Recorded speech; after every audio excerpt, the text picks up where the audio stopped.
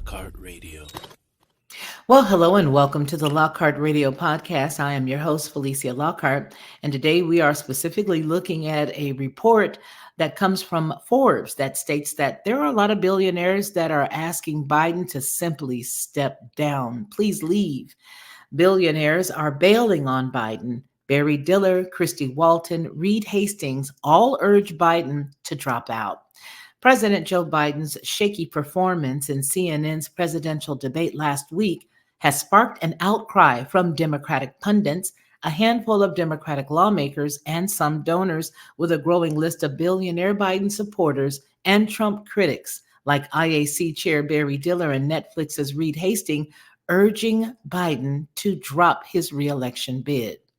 When asked if they would hold firm with Biden's reelection campaign, Barry Diller, who's worth $4.1 billion, according to Forbes estimates, and his wife, fashion designer Diane von Furstenberg, told the anchor simply, quote, no, close quote.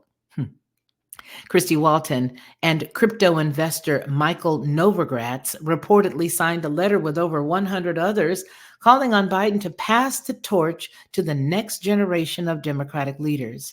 Reed Hastings argued Biden needs to step aside to allow a vigorous Democratic leader to beat Trump, according to an email obtained by the New York Times, marking a 180-degree shift for the Democratic megadonor, who, along with his wife, Patty Quillen, contributed $1.4 million to pro-Biden groups back in 2020.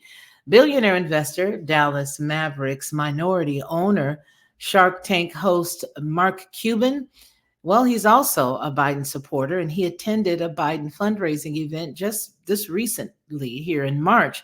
He told CNN last Saturday that he wants to see polling to find out if there are any other potential replacements who could outperform Trump in a hypothetical rematch. Cuban, who previously supported former South Carolina GOP Governor Nikki Haley in the GOP primary, told the outlet that it's worth considering a replacement for Biden to step in and immediately change the race, close quote.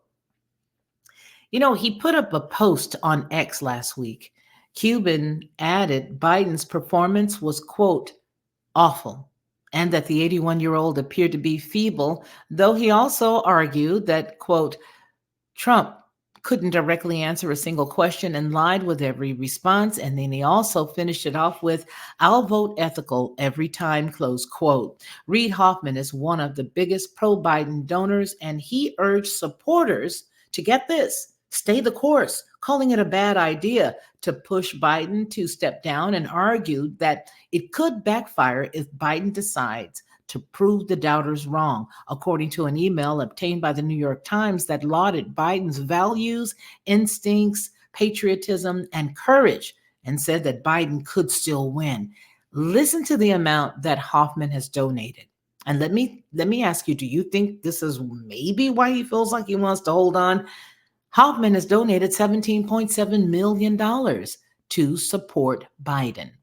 Meanwhile, Avram Glazer, the billionaire part owner of the NFL's Tampa Bay Buccaneers, did not shy away from reportedly hosting a campaign fundraiser for Biden at his home in East Hampton, New York on Saturday.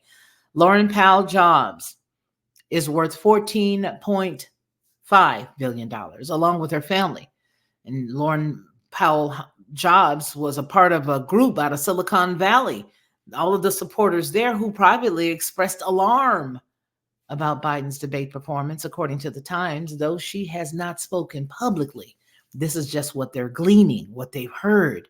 So let me know what you think down below in the comments. Do you believe that all of these individuals with the money is who's finally going to shake him out of his tree and make him come out? Or do you believe that it's just another part of a plan to put in place the individual that perhaps they've already planned to put in? For Headlines with a Voice, this has been the Lockhart News Brief.